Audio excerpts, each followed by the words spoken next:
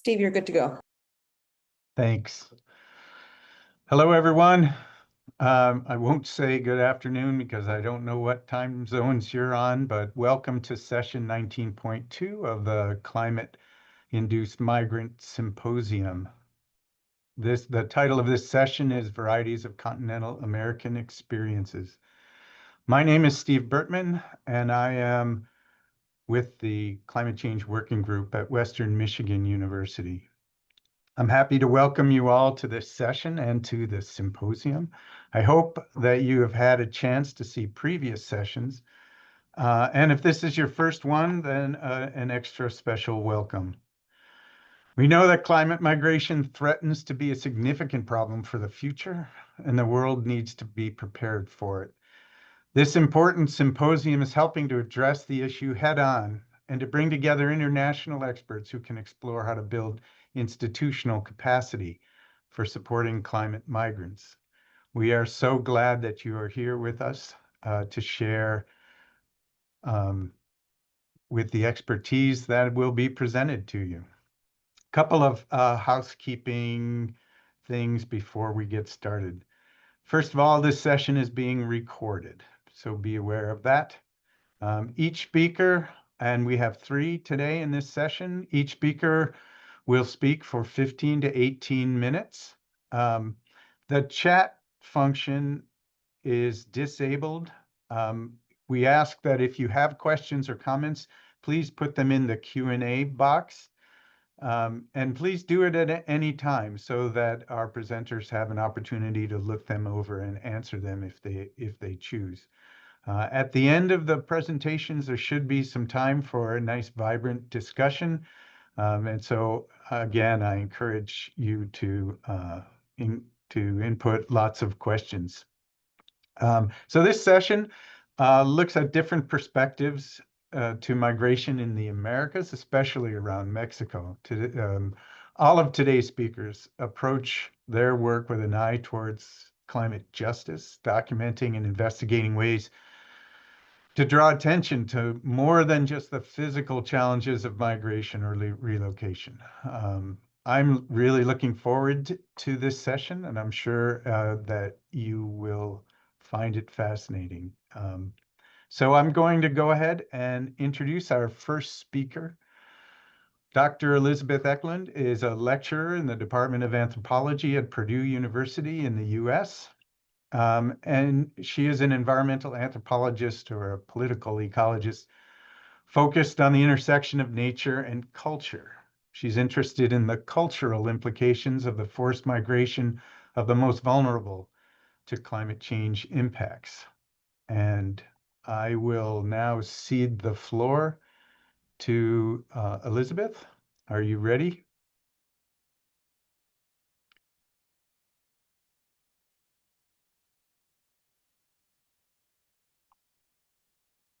You're I muted. am, thank you. And like always, I made sure I got my video started before I started unmuting. But first, I'd like to thank everyone who was here in attendance.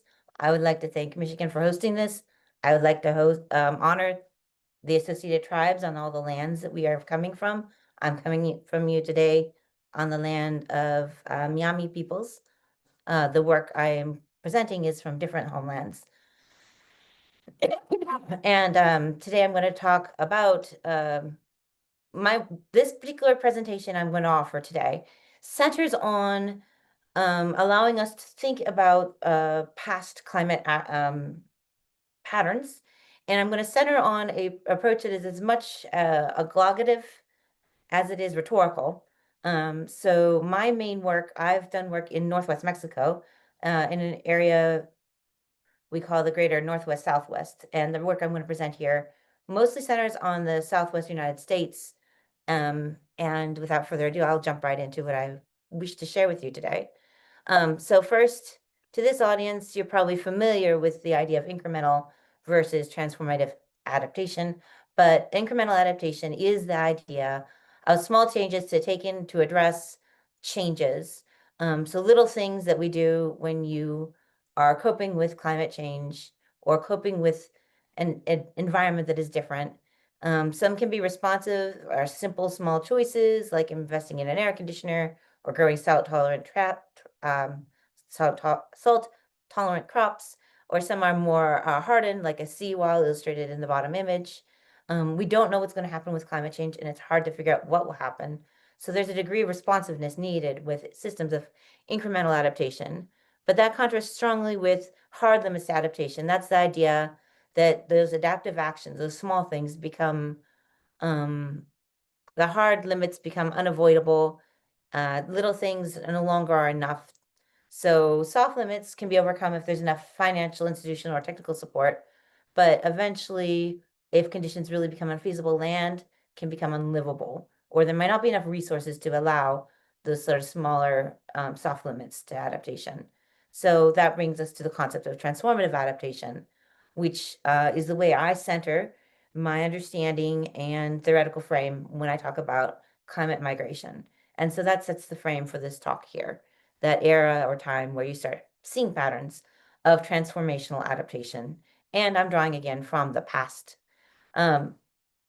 Basically, in the not too distant past, and currently today, Indigenous, First Nations, and American tribes are pushed to a sort of undesirable or uncontested spaces.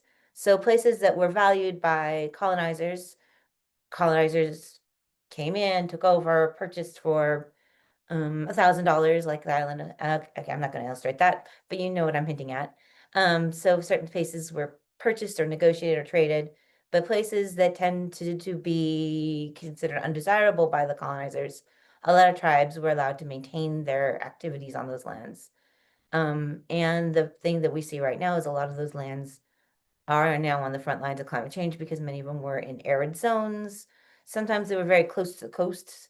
So not all places, a lot of coastal land is valuable, but in other places, coastal land is marshy or hard to access, and that became places where people who were marginalized moved to. And that's part of the core rhetoric of climate injustice. Social and political marginalized do feel or experience a greater level of these sort of implications of climate change. And so in that context, I'm going to center us now in the desert Southwest, and I'm going to take us back in time. So anthropogenic climate change is not like anything that has come before. And I want to start there and stop there, because I'm going to then take this as a rhetorical analysis about, let's imagine the sort of specious argument that what's going on right now isn't that different from the past. I say specious because I don't have to convince the audience in this space, I would hope.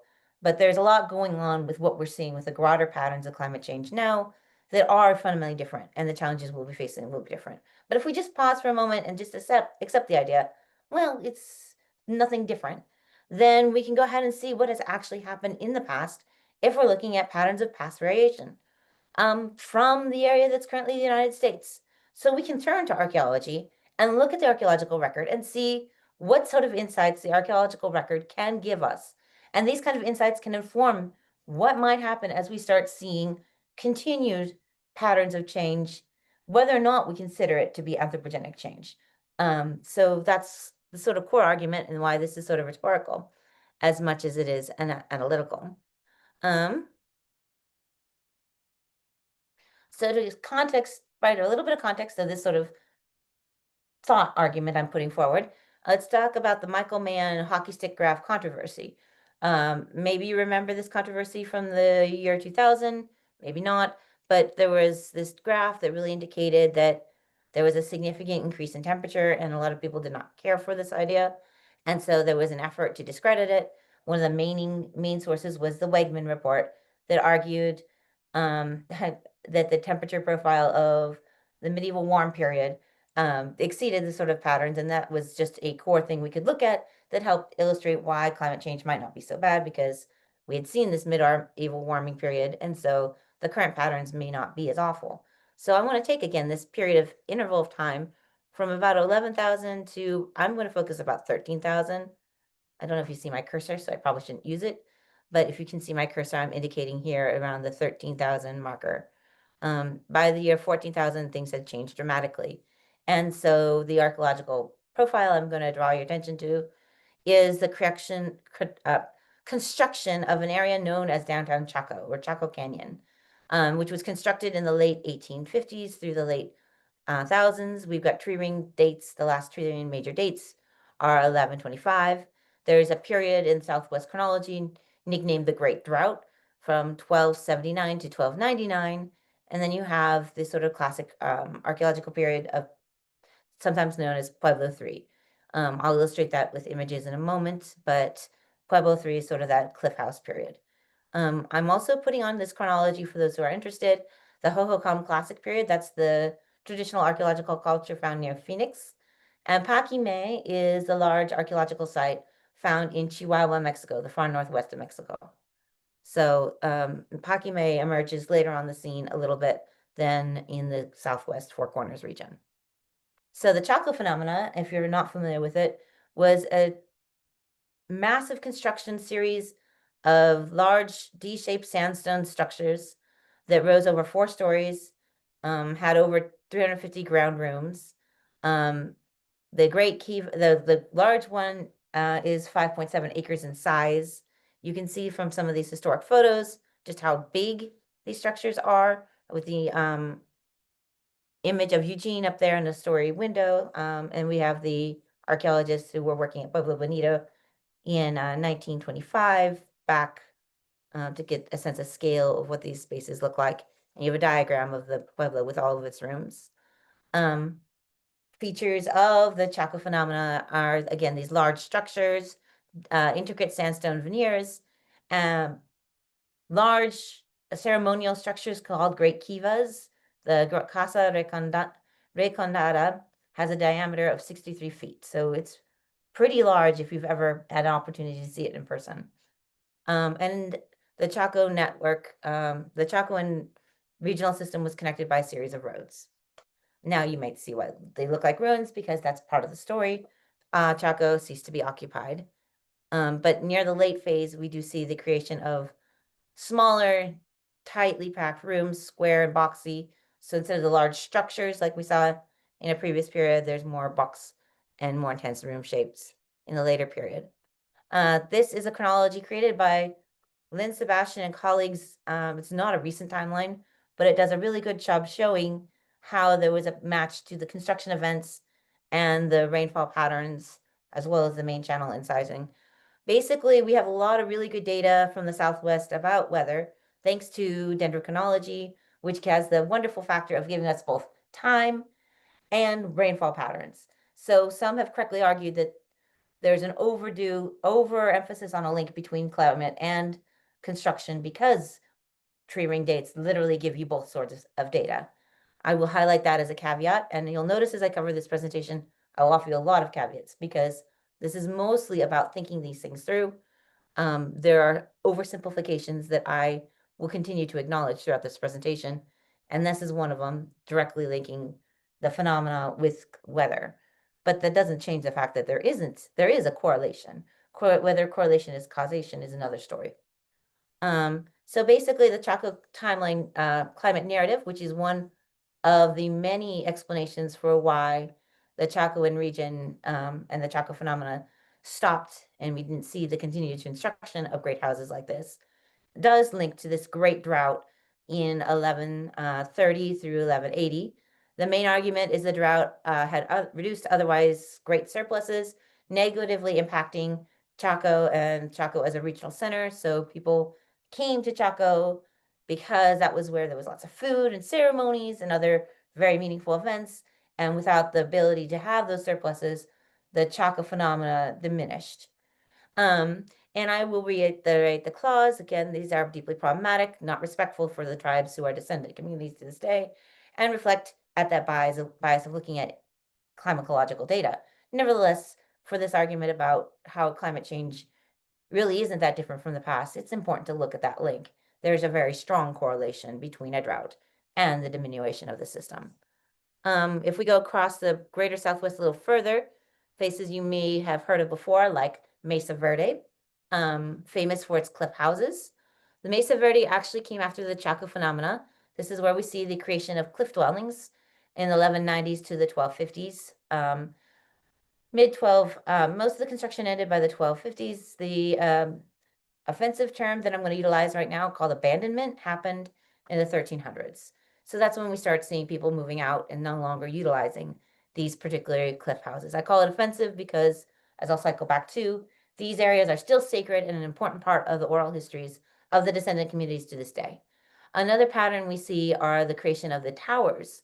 The towers were very iconic. We see popular art reconstructing them. There was a tower that was created in part of the tourism industry at the Grand Canyon to celebrate the way the Southwest peoples had created these towers.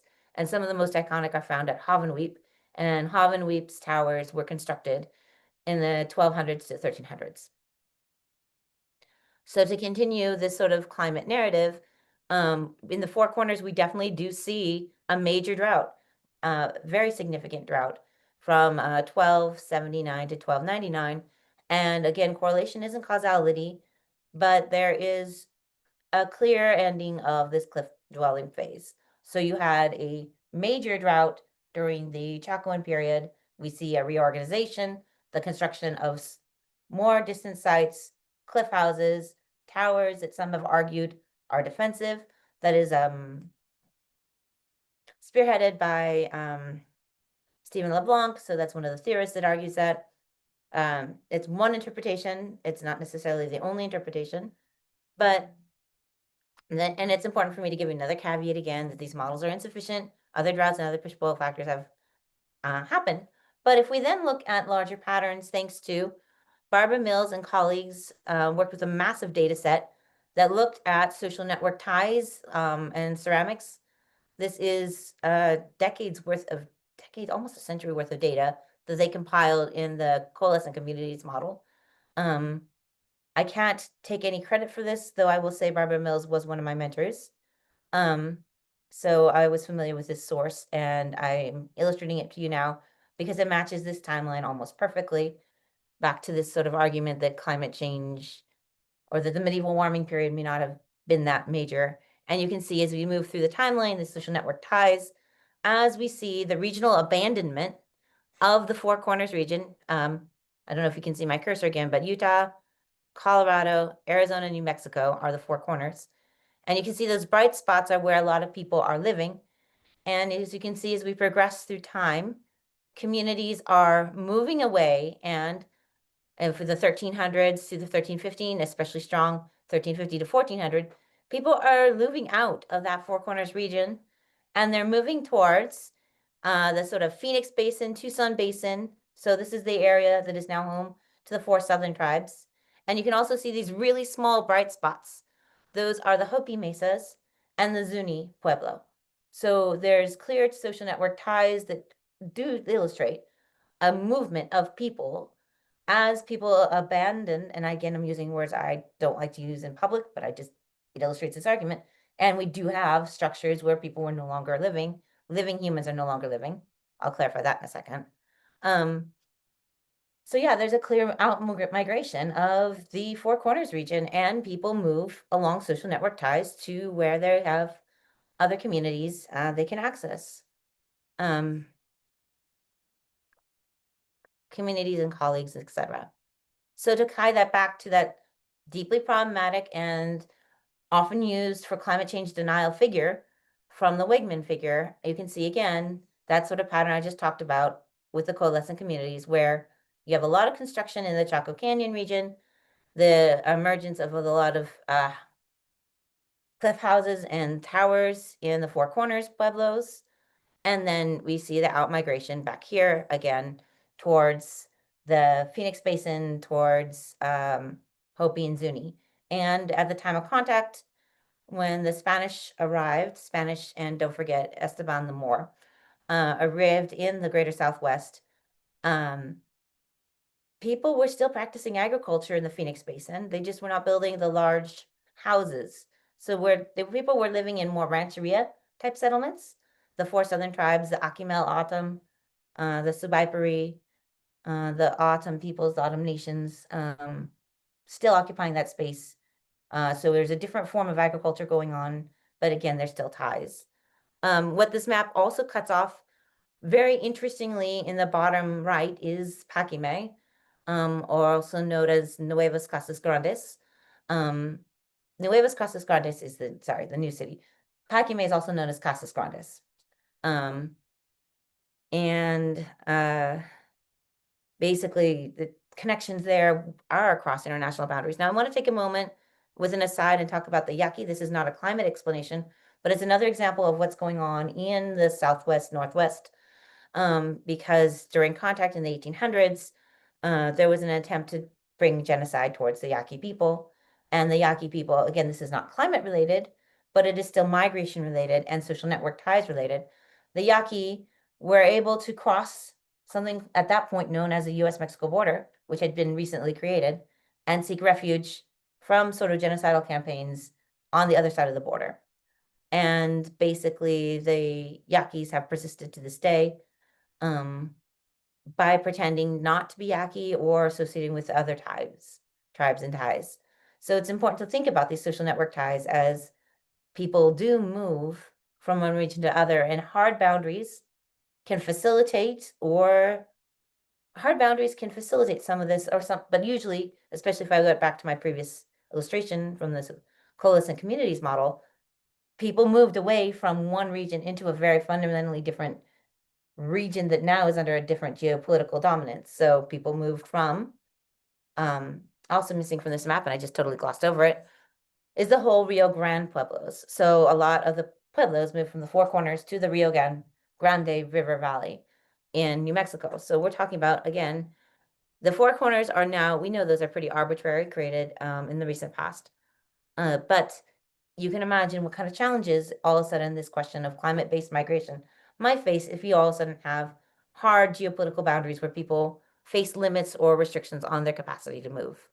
So if we accept the skeptics' argument that climate change isn't such a big deal and that climate change has happened in the past, you can see clearly that the past climate change that isn't driven by these sort of anthropogenic forces we're facing now have had major impacts. And people were forced to migrate. But when people migrated, they adapted and changed. They formed new communities. And the thing is, those ties to those ancestral lands still matter. Chaco is still a sacred site to the tribes. The Hopi talk about Hopi footprints to talk about the past and where peoples came from.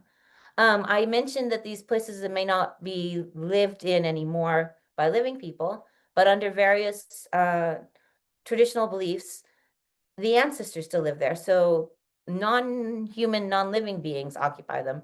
So the homes aren't abandoned in the way we would think of it. They're still occupied, just not by living beings. And so those ties still matter. And in this image, I'm showing one of the Rio Grande Pueblos, not one of the ones from the Four Corners and the archaeological period. This is the Pueblo IV period, if you're interested in the sort of terminology. This was after the Spanish arrived, and this was where the Salinas Pueblo were living, and they built a mission there in that sort of 1600s range. So Pueblos did not just magically disappear, but Pueblo reorganized, and Pueblos continued to this day. People don't just move away. People don't just go away. Work, as I illustrated with my side on the Yaqui peoples or the UMA, usually efforts to destroy communities tend to make them stronger. That's part of the argument of persistent peoples. After Spicer and Gil Kirchner argued that the efforts to try to eradicate people actually help build a stronger sense of community. But it's important to know there's been major transformations. People are not living and did not continue to build great houses like they did in the Chaco Basin, Chaco phenomena. This image here is of the historic Hopi. And if you're not familiar with the Hopi Mesas, they are the largest continually occupied U.S. city, or city that is in the United States. So Old Orabi predates all of the European cities.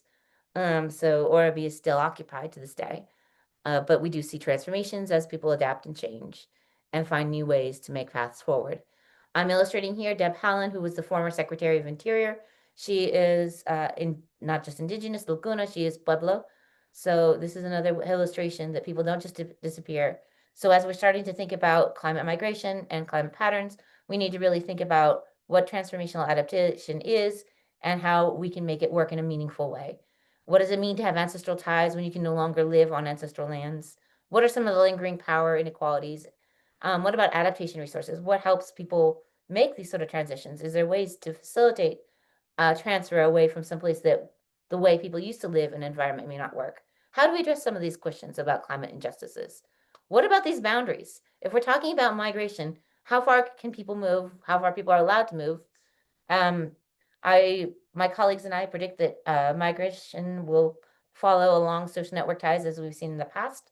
This is part of the research. I hope that many of you might think about, or whatever your insights might be. I look forward to hearing more.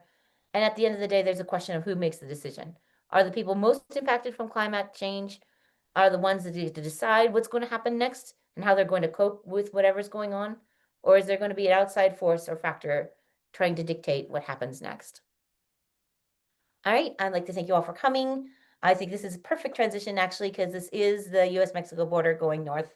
So as I move from the southwest, I'm more than happy to pass the floor on to my colleagues, Luz, who will be working in, whose work I'll let her explain further, but then we're moving a geographical focus. Again, thank you for your time. I'd like to thank the repositories, my colleagues, and I do have the list of references here for this piece of work. So I'm over time. I'm sorry about that. Thank you Great. for your time. Thanks so much, Elizabeth. If people have questions or want information, please put a comment in the Q&A box. I'd like to move on to our next speaker. Luz Adriana Hernandez Orozco earned a master's in environmental sciences, policy and management from Lund University in Sweden, and is an environmental economist from Mexico. She integrates her professional and personal commitment to building more just and resilient societies.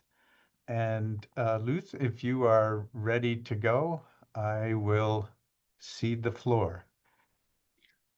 Thank you so much, Steve. I hope that everyone can see my presentation.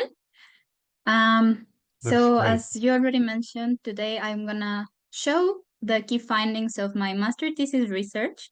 And right now, then we will travel to the south of Mexico. So Elizabeth showed us a little bit in the north. So now we are moving to the south border well, not exactly the border, but to the south of Mexico. And I think that everyone here already know why climate mobility is something important.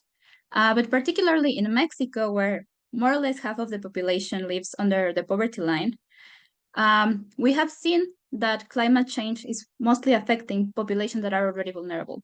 So this is not only an issue of climate change, but it's also a matter of human rights and how affected communities see their basic needs affected by different climate change impacts.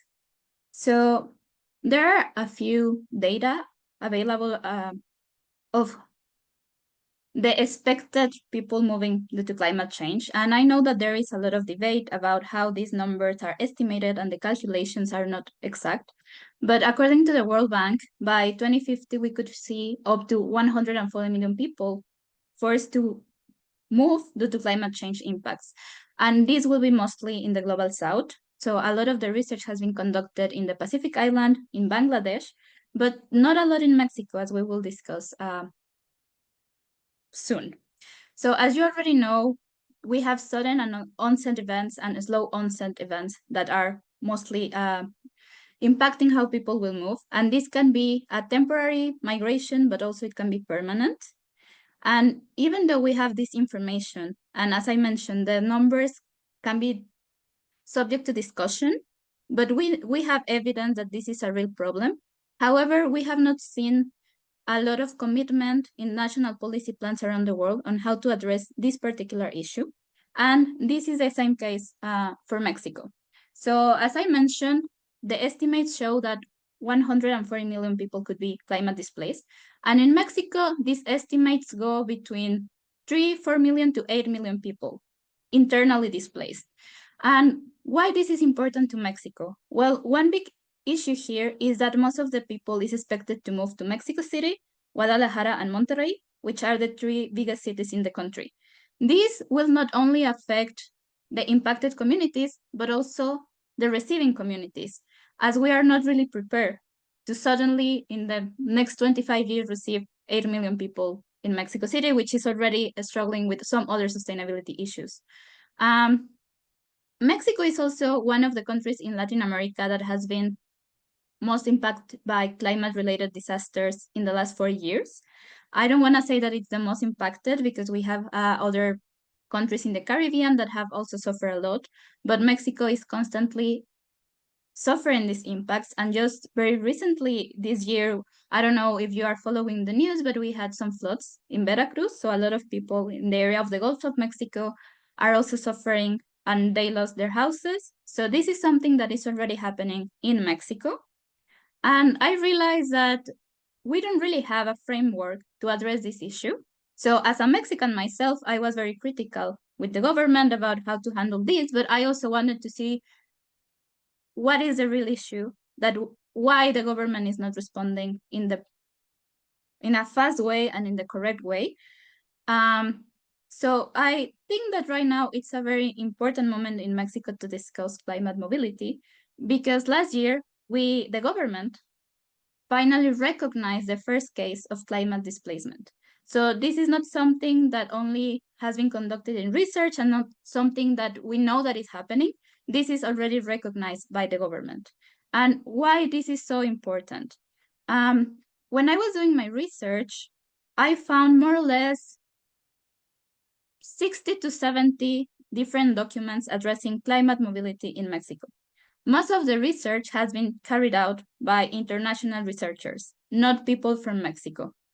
So this is quite interesting because also the focus on the research hasn't really been on how to handle or how to help the people affected, but mostly about how climate change is impacting agriculture and how this impact in agriculture would impact in Mexicans moving to the US.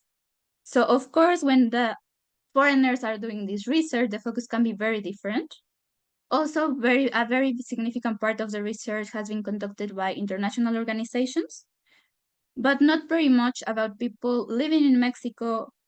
So there is a lack of the voices of the communities affected by climate change. So in this context, we have the case of El Bosque, which is a community in the south of Mexico. And as I mentioned, this is the first community recognized as climate displaced. This, I would say, is a successful case because the community has been already relocated. So this is a very good example showing us lessons learned of how we can manage future cases of climate displacement in the country. So in this sense, as I mentioned, I wanted to understand what is going on, what can be improved, what is being doing correctly. So in my research, I adopted a qualitative approach, conducting semi-structured interviews with people working in the government, people working in civil society, and also with people in the academia in Mexico. And I also conducted a documentary analysis trying to see what is the Mexican government saying about this issue, how they are approaching this. And with this, I used the case study of El Bosque to understand what went well. Unfortunately, I have to say that there are not many documents in Mexico from the government talking about this. However, there are already a few documents, at least acknowledging that this is happening and acknowledging that we need help from other countries or from other organizations to better understand how we can work better in this. So in this sense, I use a framework that I adapted from another research for institutional capacity.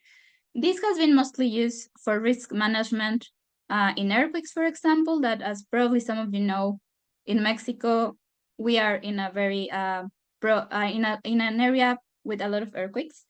So this framework is very useful to understand in which areas institutions need to strengthen to actually respond effectively to these kind of emergencies. However, I realized that there is one very important area that is not considered usually in this kind of frameworks and approaches from the government, but also from other institutions, because here I want you to consider institutions not only as governmental institutions, but also civil society, academia, and even the communities as institutions as well. So I noticed that climate justice is missing in this approach. So if we consider again the case of El Bosque and this community, this community is made by fishermen. So one very important thing for them when considering being relocated was to be close to the ocean. So at the same time, they wanted to stay in that area because they built a community there for many, many years. Like their grandparents were living there, their grand-grandparents were living there. And the government just considered, okay, you need a new house, so we will find where to build something. But they never consider keeping them close to the ocean so they can continue having a living with what they know how to do. So in this sense, I found several gaps in the approach from the government. And first of all, I want to say that this is a very, very particular case that was solved more or less in 2 years, which is quite fast in the Mexican case. But this also happened for a lot of different circumstances that came together at the same time. And first of all, I want to say that there was a big involvement from civil society and media covering this topic. And also the former Mexican president was born not in the same town, but in the same region that was impacted.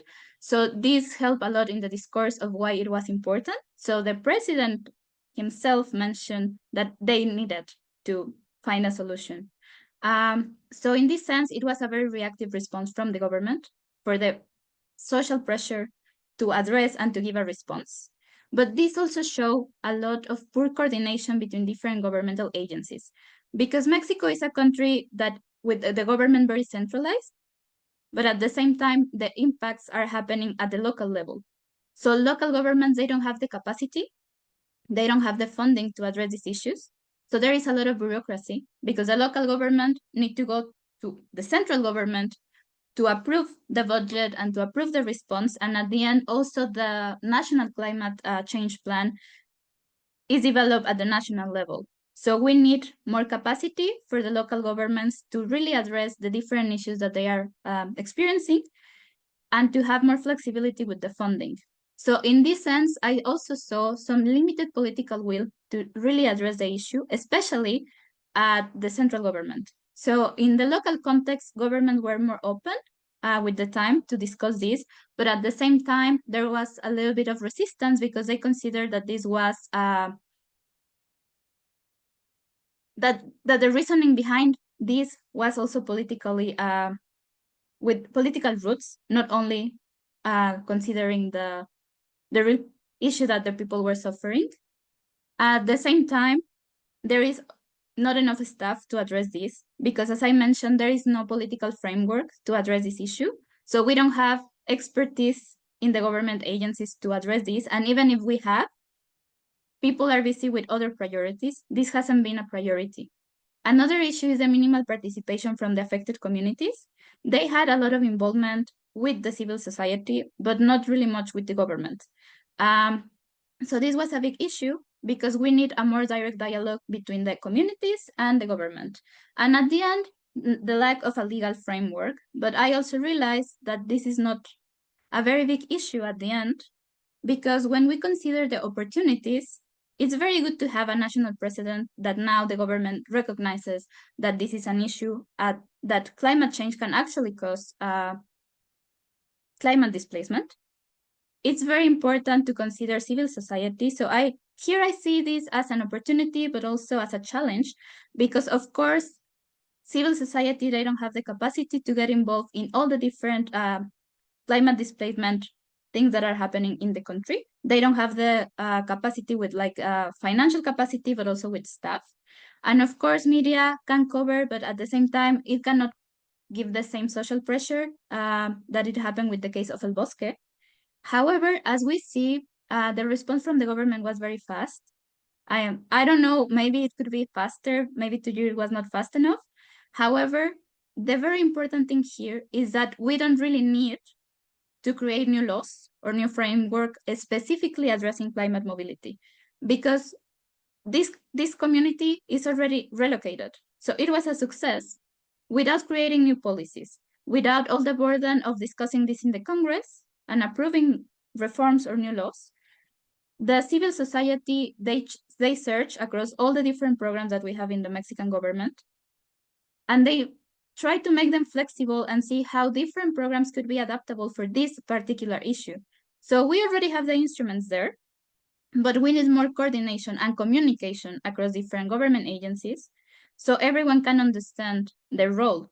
Because here, there's another issue of debate about which government agency should be responsible of this. And in Mexico, what happened was that the migration agency wanted to take responsibility of this because they say we are the experts in migration. But what happened that they focus mostly on international migration, not on internal displacement. At the same time, the different agencies or ministries working on climate change, they wanted to take the leading role, but they don't have that much experience on migration or displacement. In this sense, it's also very important how we will involve the communities. And I think that this was a very good first step of how this community really got involved. And they saw the impact of really talking with people about what was happening. And this was particularly interesting in the case of women, because at the beginning, the community had a lot of resistance also to get involved with the civil society. So the men from the community say, like, I don't want to join this conversation. So the woman went and they start discussing. And then when all the community realized, okay, they can actually help us, everyone got involved. But women and the community, they realize that they have a voice and that they can actually share what is going on, and it can have an effect and a real impact. So I think this was extremely positive. And a little bit with the conclusion that I think I started already mentioning a bit, definitely climate mobility is a growing challenge in Mexico. But the good thing is that we have some resources already available, and we have already some laws in place that could help if we adapt them and we make them flexible enough. However, there are a lot of systemic gaps. But the first step, of course, is to be aware of them. And there is more and more research about this, about also the importance of having a more participatory and justice approach.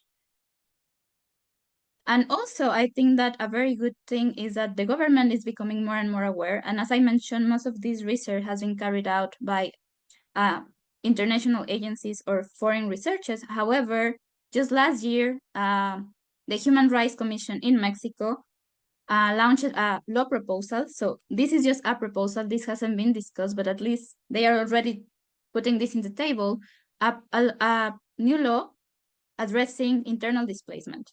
And even though this is mostly focusing on internal displacement due to insecurity, they are already mentioning climate change as well as an important factor and cause of climate displacement. So I think that at the end, we are moving in the right direction. There are definitely a lot of challenges on how Mexico can address this. But I think that this case was very important to share some lessons of how we can actually do it. And my hope is that in the future we can continue addressing this better, and maybe not in just 2 years, maybe faster, but being aware that we have some tools already in place, and that it's as far as I saw, it's mostly an issue of having better planning and being aware and having leading roles in how to address this. And I think that with this, I will stop my presentation and happy to answer questions later on. Thank you. Thank you so much, Luz. I expect that there will be lots of questions for you. But first, we'll move on to our last speaker in this session, Lynn Weaver. Lynn is a scholar practitioner whose global work focuses on migration, gender equity, and justice. She holds an MA in global leadership from Royal Roads University in Canada, and she contributes to bridging academia, policy, and practice in her work. And Lynn, if you are ready, the floor is yours. Thank you. You're seeing the slide there? Yep, looks great. Perfect. Thanks so much. Yeah, thanks to everybody behind the scenes organizing, and thank you so much, Elizabeth and Luz, for those great presentations, and everyone these past couple of days. It's been such rich dialogue. So just to land myself, I'm on unceded Hulkaminam Musqueam territory, lands now known as Vancouver Island off the west coast of Canada. And yeah, other than that, I'm just going to dive right in. If this will advance, perfect. So just very briefly, because I think, you know, for the most part, we're all going to be on the same page here that climate change has emerged as a significant driver of human migration, influencing patterns of displacement and mobility globally. And just to really reinforce that though climate is the driver, it is this interplay of environmental, social, economic, and political factors. And that for many, the decision to migrate is, this is a quote from Baines, a choiceless decision. So it challenges, so I'm taking a legal lens on all of this, but so it challenges that traditional legal dichotomy between forced and voluntary migration. And as we've heard from the other presentations, these all tie together really well, actually, that the impacts can be sudden or can be slow onset phenomena, really compounding the complexity of trying to separate out what's forced migration versus what's, you know, maybe economic, so to speak, you know, as people's livelihoods are impacted by climate. So the legal frameworks struggle to define and address climate-induced migration due to this multifactorial nature. And disaster-related displacement is more easily attributed to climate. You can say, oh, yes, the sea level's rising, or there's the flood or the landslide, versus the gradual environmental degradation that really complicates legal recognition and protection. So this presentation will explore those dynamics through a socio-legal lens, focusing on Mexico as a sending country and Argentina and Canada as receiving countries, representing Global South and Global North, respectively, for that bit of juxtaposition. So Argentina used the International Organization for Migration, IOM's really expansive definition of environmental migrant.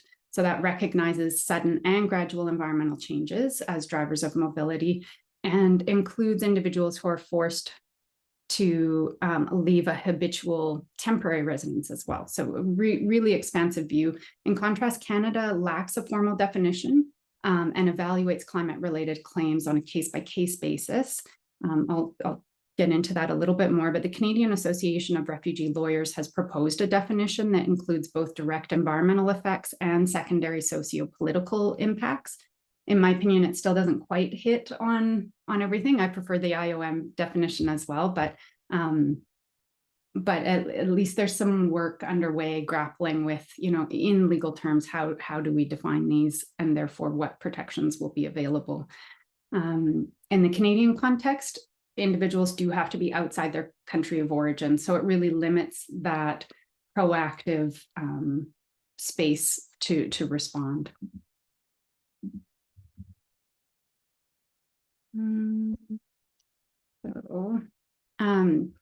So a human rights-based approach, I argue, is really essential for dignity, safety, and well-being of affected individuals.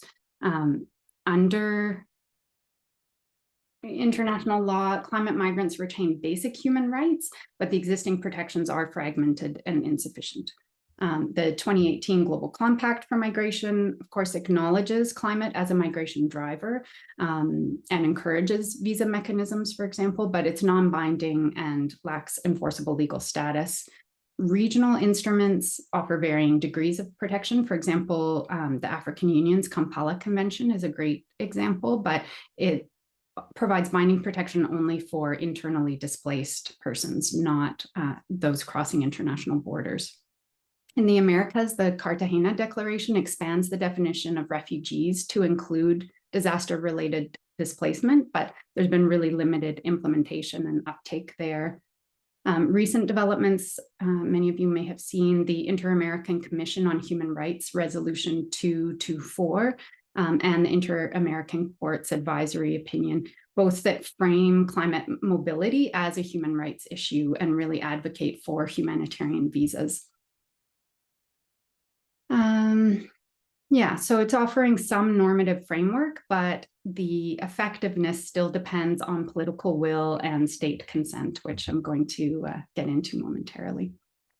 So this was comparative socio-legal research using feminist political ecology as the lens. So that allows for an examination of the intersection of environmental degradation, migration, and power dynamics, emphasizing gender, class, race, colonial legacies. And it challenges depoliticized framings of climate migration that focus solely on individual experiences or environmental experiences or securitization. Instead, FPE situates migration within the broader political, economic, and historical contexts, highlighting structural inequities and advocating for justice-oriented responses. So this involved analyzing legislation, policies, treaties, municipal initiatives, and so on. So it was transnational, regional, national, and subnational sites of protection, recognizing that state-centric models often fail to address the complexities of climate-induced migration. So by integrating FPE, the research reveals how gendered and intersectional vulnerabilities shape migration outcomes and how legal frameworks can either reinforce or challenge embedded power structures. This approach underscores the need for transformative legal mechanisms that prioritize human dignity and structural equity. So the two case studies, so Mexico to Argentina and Mexico to Canada as this north-south juxtaposition. So Argentina has historically been a destination for regional migration and demonstrated really significant legal innovation through Resolution 891/2022, which proposed a humanitarian visa for climate displaced persons. So the visa would grant temporary residence, but with a pathway to permanent residence and integration support. But then just after it was passed, political shifts to the new government under President Javier Milei led to restrictive reforms, including a new decree in 2025, Decree 366, which limits access to services and introduces precarious residence statuses, not just for climate migrants, but across many categories of migration. So these changes reflect this sort of broader trend we're seeing globally towards securitization and exclusion and really undermining rights-based approaches. So the FPE lens highlights how these policy shifts reinforce patriarchal and colonial logics and subordinate migrant rights to state control. So despite Argentina's progressive legal foundation, implementation remains contingent on political will. But the good news finding was that municipalities in Argentina, such as Buenos Aires and San Justo, play active roles in migration governance, participating in global coalitions like the C40 Mayors Migration Council and United Cities and Local Governments. So these subnational actors are really taking more people-centered and equality-driven frameworks and are challenging national policies. So Canada lacks, as I mentioned, a dedicated pathway for climate-induced migration and just evaluates claims under the existing asylum system. So the Immigration and Refugee Protection Act, IRPA, allows for case-by-case assessments, but this creates protection gaps and inconsistencies. So advocates have proposed updates to the humanitarian and compassionate grounds to include environmental factors, given that stream is already oversubscribed. There's very little political will there to adopt that, but and Canada's immigration system overall prioritizes economic migration, with humanitarian admissions constituting quite a minority. There is the temporary foreign worker program, in particular the seasonal agricultural worker sub-program. It has a lot of Mexican nationals, but it is critiqued as being a labor import program and is quite exploitative and actually exacerbates vulnerabilities. Municipalities and civil society in Canada also emerged as a place where there's integration and advocacy support happening, and initiatives like the private sponsorship of refugee program have been used as potential models for climate migration. But again, the program is so oversubscribed that expanding the category of eligibility doesn't really land. Yeah, so overall, Canada's approach reflects a selective inclusivity that prioritizes demographic and economic goals over humanitarian needs. And so then just very briefly here. So this is just the comparison. So Argentina has this very innovative legislation that was passed, but then never implemented due to political shifts. But at the municipal level, some exciting things are happening. And in terms of regional influence, they do accept the jurisdiction of the Inter-American Court. In Canada, it's case by case. It's again with municipal support, but at the national level, not a lot that's happening. There is a pilot program under development, but there's not been anything publicly released yet about that. And Canada does not accept the jurisdiction of the Inter-American Court. It's of course still influenced by those norms, but that leaves a big gap there as well. And this one I will skip over just in the interests of time because I already mentioned a lot about the framework. So overall, first recommendation is that states should institutionalize climate migration pathways. So humanitarian visas, for example, or other ways of recognizing climate-related displacement as valid grounds for protection. Policies should be gender responsive and address gendered risks and promote participation of affected communities. These municipal actors, this is a really exciting space. So how can we empower and resource municipalities and civil society to do more to influence the migration agenda? Expanding regional cooperation. So as I mentioned, the Inter-American Commission and the Inter-American Court both have some good work happening. So if we can, expand those norms. And yeah, building into asylum systems, climate considerations, and that includes this, Luz touched on this as well, training for officers to recognize environmental factors as contributing to vulnerability. And that protection pathways should ensure durable status and access to rights. So things like permanent residency, work authorization, education, family reunification, like really keeping that rights-based lens. And so these recommendations reflect a shift from reactive state-centric models to proactive inclusive frameworks that center human dignity, structural equity, and transnational solidarity.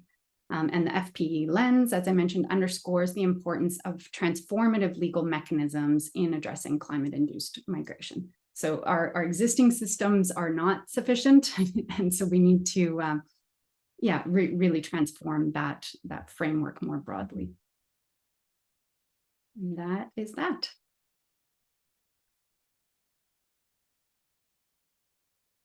Okay, thank you so much, Lynn. We have lots of time for discussion about three very, very fascinating talks. I guess I want to, well, first encourage attendees to put questions or comments in the Q&A using the Q&A function. But I'd like to start by asking our three panelists to, if they have any comments or questions or discussion for each other. There certainly was a lot of overlap and common points. So go ahead, Elizabeth. So thank you both for very interesting talks. I'm really grateful I was able to be part of the same panel as you both. One of the questions I grapple with a lot is the question of who gets to choose. Mm-hmm. And I thought it was interesting both the way you touched on who gets to make policy and who should get to make policy. And whether it was outside researchers coming in and making decisions or shifts in political will. And I was wondering if we could if you had any specific insights on what you have found, what you've noticed about both who gets to choose and how that ability has been limited by outside or external, or sometimes even internal factors. Do you want to start, Luz?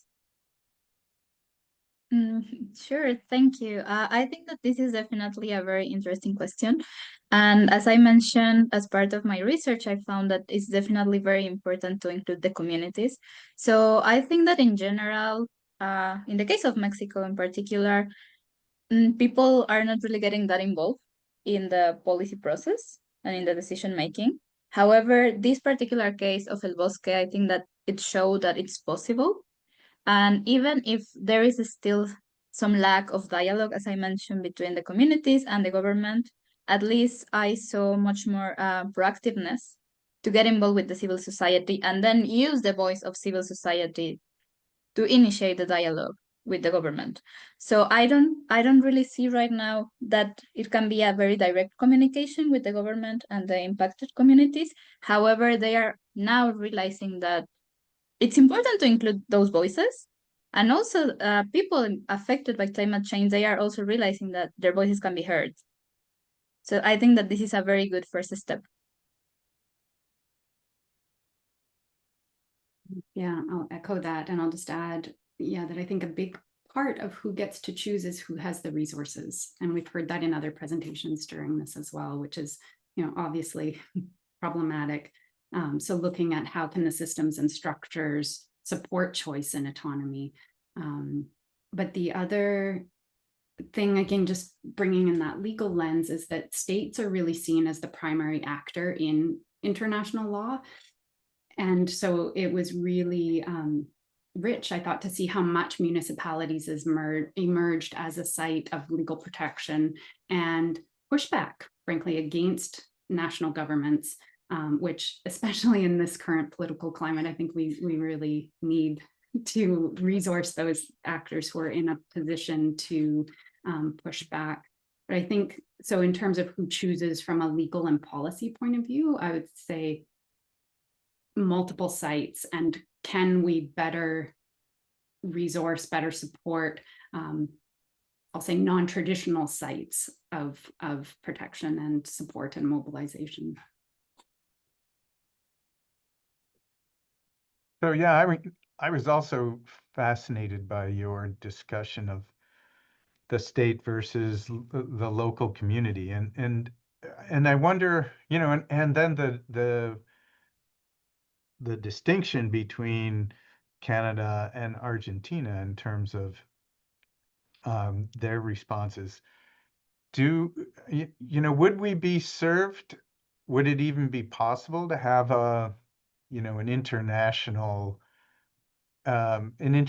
body that would oversee migration, both from the sending and receiving, recognizing that, states don't have so much control over what kinds of environmental disasters might occur, and and that, as Elizabeth said, pointed out, things can happen anywhere, even without global warming driving it.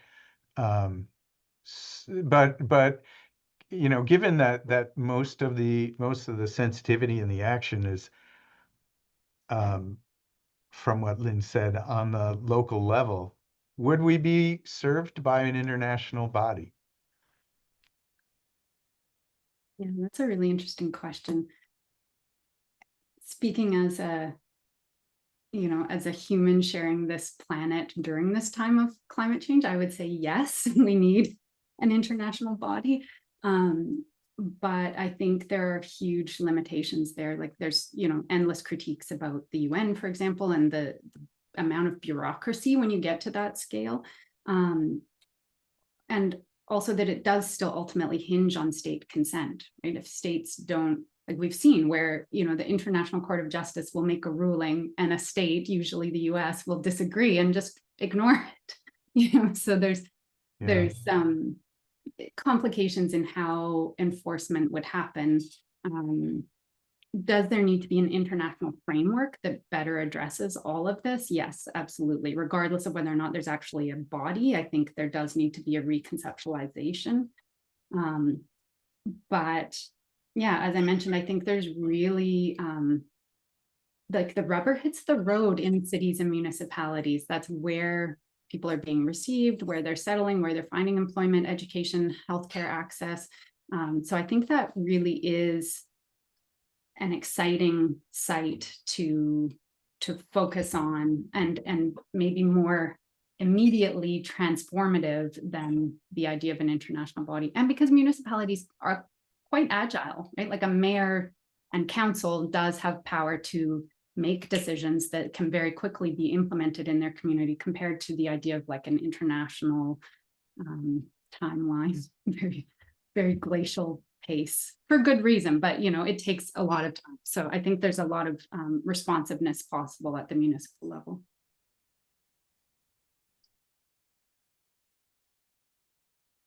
Yeah, so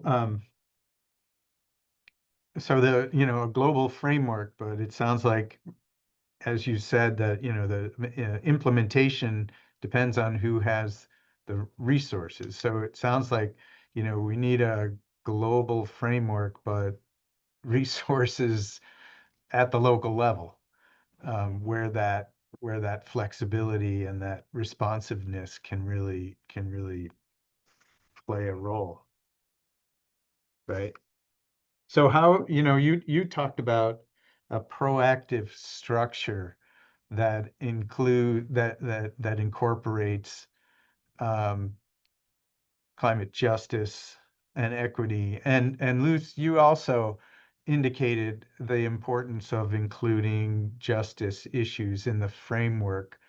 But you know, I guess I'm curious how you would include that. What is the, you know, if resources are the main limiting factor, how do we develop that proactive structure that incorporates justice? Well, I thank you for the question. I think that of course, I wish to have the right answer to this, but it's very difficult. And I also would say that it really depends on the context, because as I mentioned, this case that I talk about happened during very particular circumstances that allowed to have more support. However, I think that today, especially when more communities are feeling empowered to be part of the conversation, and I think that today we have more tools to have an easier access to conversation and to have more participatory approaches.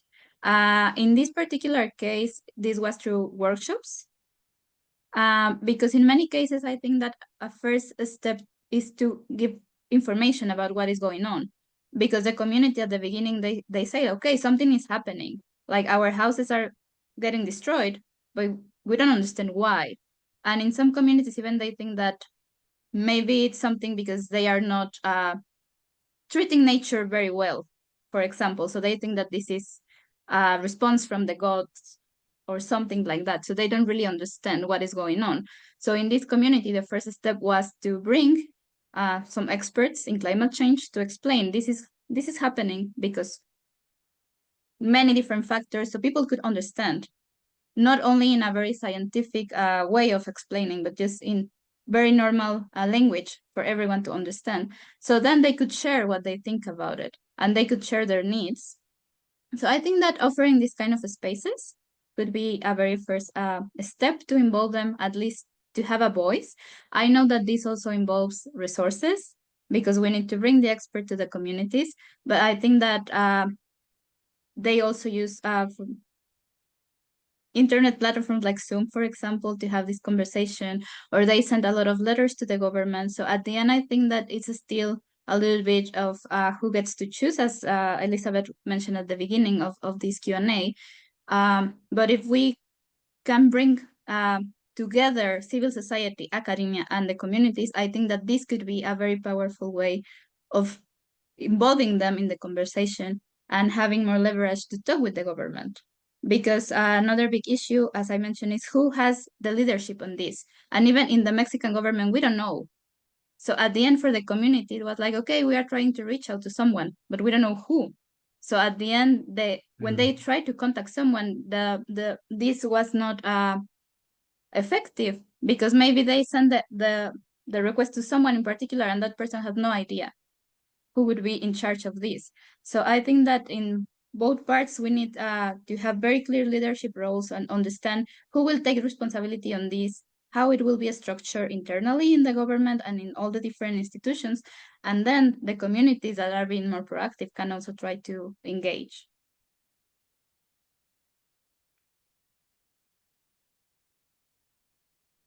Great, thank you. Anyone else want to comment on that? Because frameworks are great. Implementation is often where we fall down, as Lynn mentioned several times, right? I mean, so, well, Elizabeth, I had a couple of I guess maybe basic questions for an anthropologist. How do we know that there was a drought between 1130 and 1180 in the Southwest? And are there written records? And do those records include sort of the people's response? How much awareness was there of what was driving their inability, basically, I guess, to grow food, right? So we get the drought from dendrochronology. So basically, these great houses were built out of wood, and when the wood is cut, well, wood puts down a ring every year, and so that gives an automatic paleoclimate record. So not only can you track the exact construction of these periods, that's why we have very precise dates for the buildings, but we also know what kind of condition the wood was harvested from. So there's the old wood problem, which is when pieces of wood get reused, like someone builds something and then they take the old wood and they modify it. That we don't know for sure, but we can know what the growing condition was up to when the tree was included or incorporated into a structure. So we have that as our primary climate data, and that's the main source of reconstructing the climatic period. And then also, as I commented before, some have argued, well, because we got this linked right there, there's an over focus on it. And that's a very, very important argument to make. Regarding stories, we have oral histories. There's a lot of sacred oral histories, and there's been some pretty good work that has attempted to go back and get the various stories about what happened in various places. Multiple tribes do affiliate with Chaco Canyon, so there are many stories that converge there. And some of the work that has been done by the Ethnohistoric Archives with the Hopi tribe and Hopi History Project, and there was another one that is emerging with the Atum peoples, where they had elders and oral histories and sacred oral histories. There was also some really good work with the Seri, the Coamac peoples of the Sonora coast. And they basically found that some of the things that were documented in mission records were also documented in these oral traditions and stories. So there has been a very strong preservation of sacred oral history. So there's some reasonable grounds of, well, how much of oral history can we take as written history or actual history? Where do we diverge?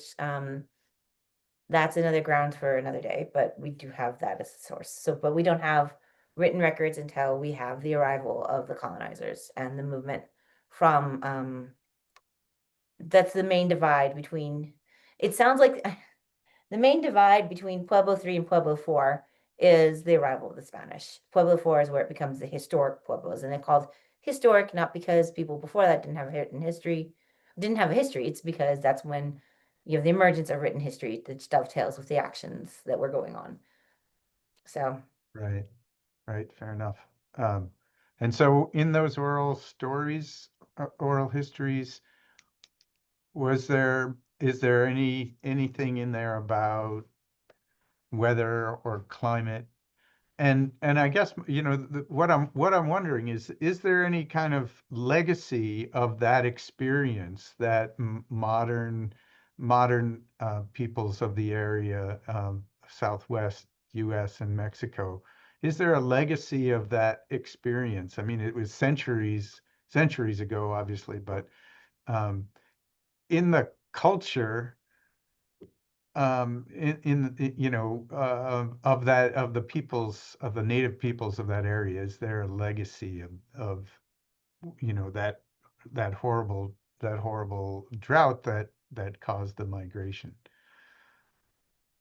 Basically,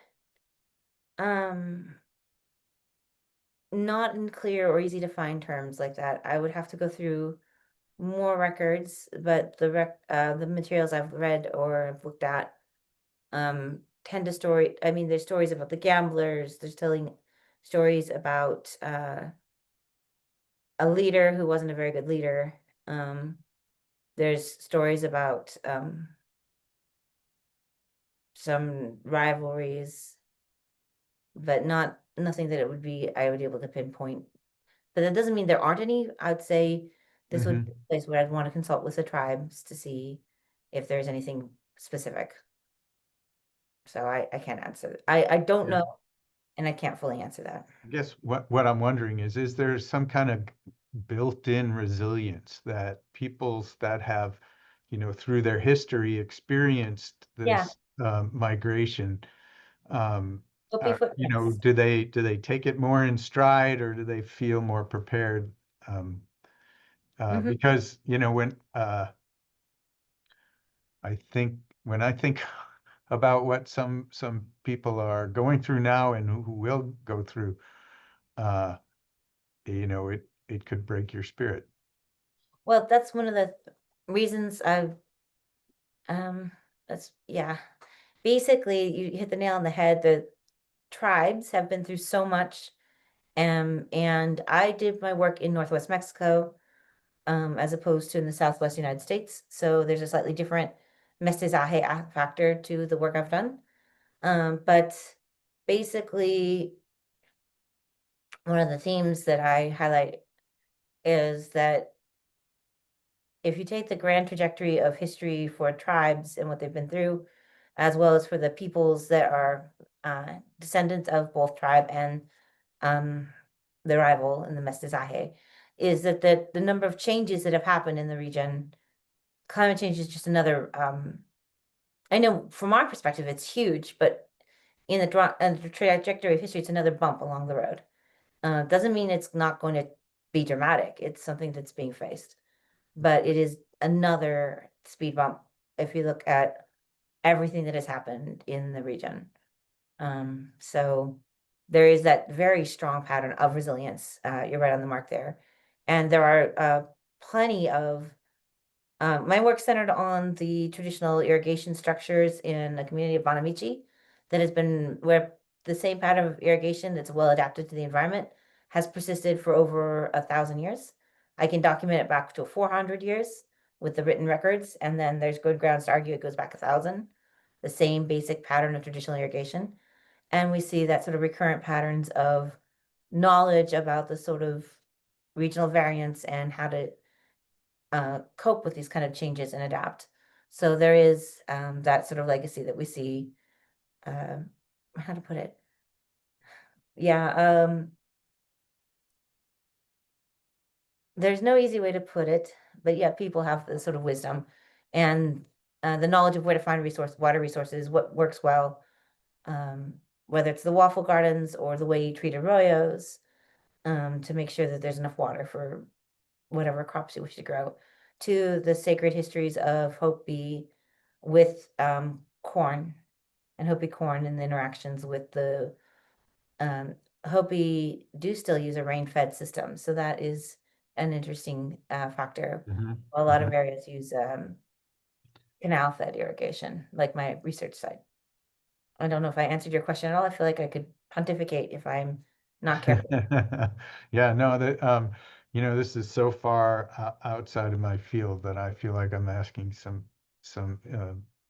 elementary questions, but I appreciate appreciate your views. Lynn, you look like you have something to say. Well, I just wanted to add a comment just to say thanks, Elizabeth, for adding that historical context. I find so much migration research and migration rhetoric more broadly is so presentist. And this idea of like, oh, this migration crisis, it's like, no, people have moved throughout human history. This is just our next chapter in the story. And so I think anchoring us in that historical context is really valuable. Yeah. Yeah, and you know, how much migration prior to, you know, the Industrial Revolution was more than just in country, was local, right? I mean, well, I guess ocean going, sea traffic allowed that. There was you know, classic examples of that kind of migration. But I just, you know, I wonder, Lynn, some of the policies that you talk about, right, are either Canada or Argentina more focused on in-country migration versus international migration? You mentioned something about Argentina being, you know, for a long time has been a destination for many people to migrate. But in putting together that their policy that, you know, hasn't yet been implemented, do you think is it more focused on in country, and is that wise? Mhm. Well, I'll just rewind one step first to just remind us too that the whole nation state system is actually relatively young. So even this question of, you know, internal versus crossing international borders is a relatively recent conversation. I would say, yeah, I mean, both countries do have a lot of internal migration. My research doesn't include that, so I don't have good stats, but yeah, more disaster related. Like there's a flood, there's a fire, like forest fires, there's this, that's causing internal displacement. But yes, Argentina has been a real hub for regional migration throughout South America and the Latin Americas more broadly, because of its relatively good economic position over the years. But I should have mentioned this actually, and I didn't. The eligibility, I mean, it's irrelevant because it's not been implemented anyways, but the eligibility for the visa was only for residents of 30 different countries. So it was still excluding people migrating, for example, from sub-Saharan Africa that found their way to Latin America, or, you know, things like that. It was other countries in the Americas that were eligible. Yeah, so if they ever implement it, hopefully they'll expand it even further. Yeah, I mean, I guess that brings up a sort of a question, a global question for this session that came to my mind, and that is,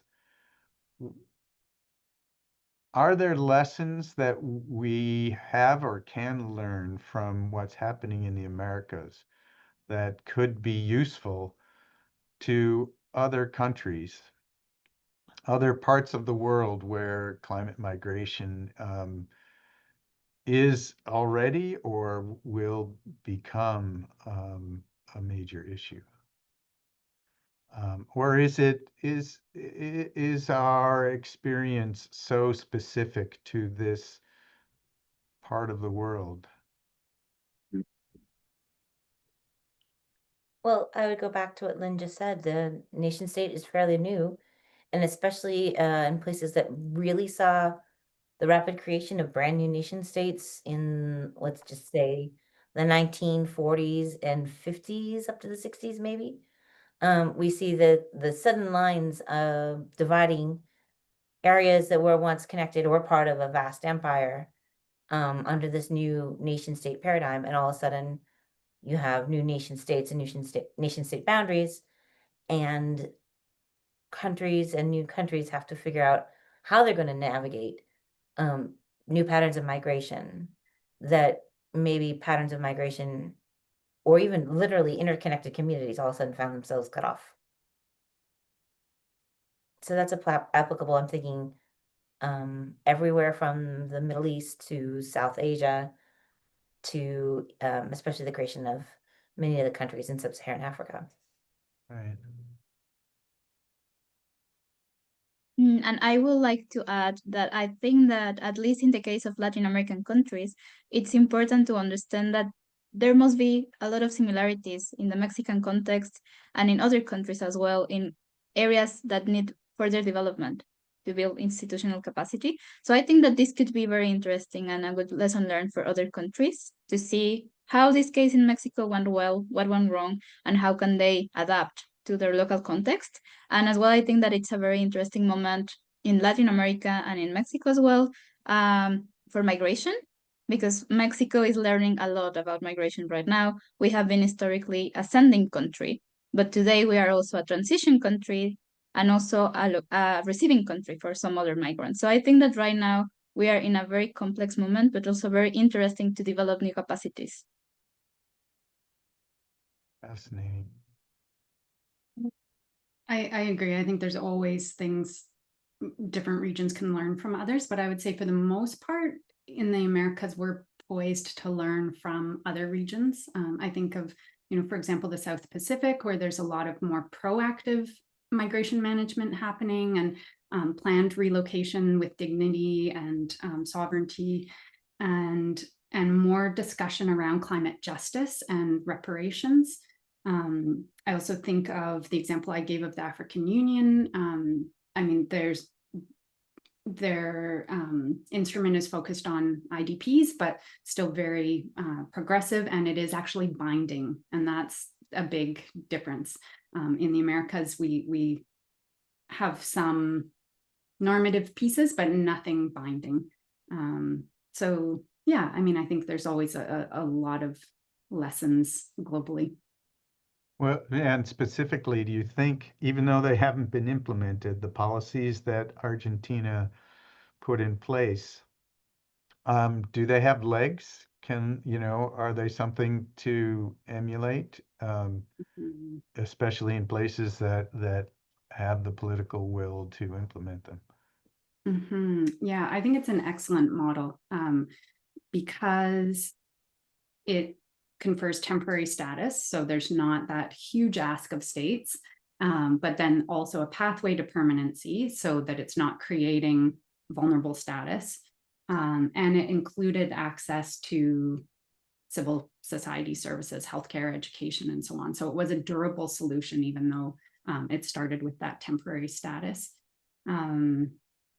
Yeah, so I think it's a really great model that other states could replicate. And again, the fact that they used the IOM definition, I should find it maybe and put it in the chat, but it's very far-reaching. And I know for a lot of states that would be daunting, right? It feels like opening up the floodgates, but I think because it is a visa system, that helps it feel managed. Interesting. So maybe we need more people to know about it. Hopefully, they will tune in to the recording of this session and learn more about what's happening. I want to, in the minute I guess I have left, just thank you all for A, for your work, and B, for your participation in this symposium. I learned a lot, and I'm very grateful for your time and your expertise, and I wish you the best of luck in your work. Not sure how to end this. Well, there it goes. Thanks so much. Thank you, Steve, and thanks everyone.